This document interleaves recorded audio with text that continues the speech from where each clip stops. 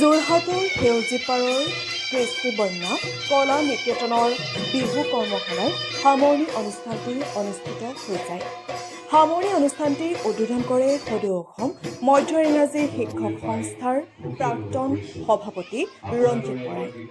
অনুষ্ঠানটি পৰিচালনা কৰে অৱসৰপ্ৰাপ্ত শিক্ষক বিপুল হাজৰিকাই, লগতে সহযোগিতা কৰে ৰুহিন বৰাই।